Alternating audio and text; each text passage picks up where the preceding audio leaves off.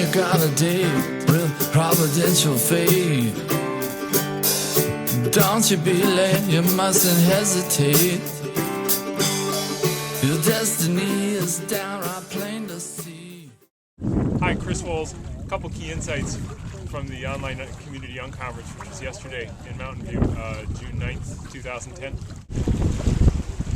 We did a session on philanthropy and online community, and just some great conversations with folks from Yahoo and a really interesting small organization called Blurb, and the Skoll Foundation, talking about the ways in which online community can really further philanthropic endeavors. And I was just fascinated by the conversation about the way Blurb is it's a printed book service, and they're enabling nonprofits to raise funds by printing books through their site, and they want to have a community that supports nonprofits in using this as a fundraising mechanism. And really cool idea to take an online service and then build a philanthropic arm of it that can support these organizations doing what they do. Really interesting stuff. It was a really interesting conference because half of the people attending was their first unconference. And so it seems like a real shift in the industry where we've got really senior people and more junior people, and the energy is really interesting to watch.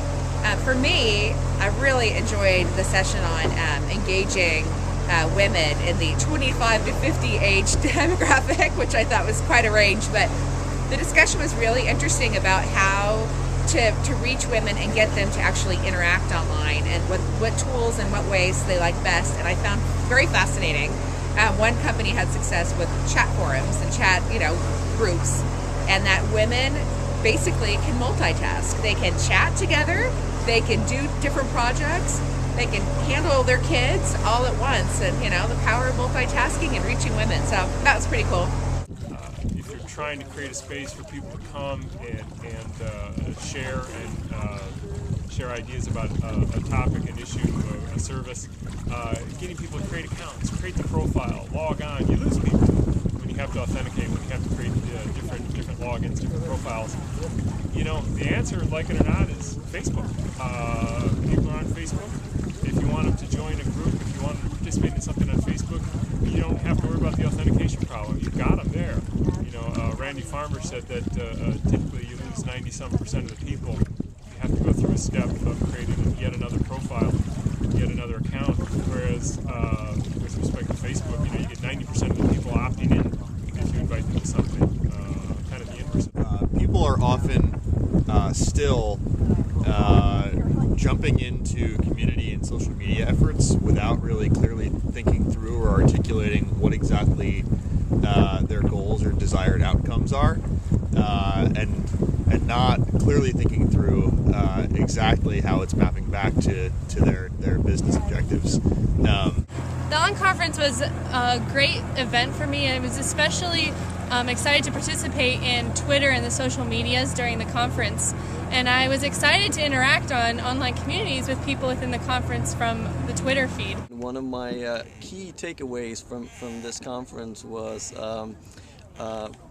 the passion of the online community professionals and how they're still trying to carve out their own niche within the companies and the organizations that they work for, and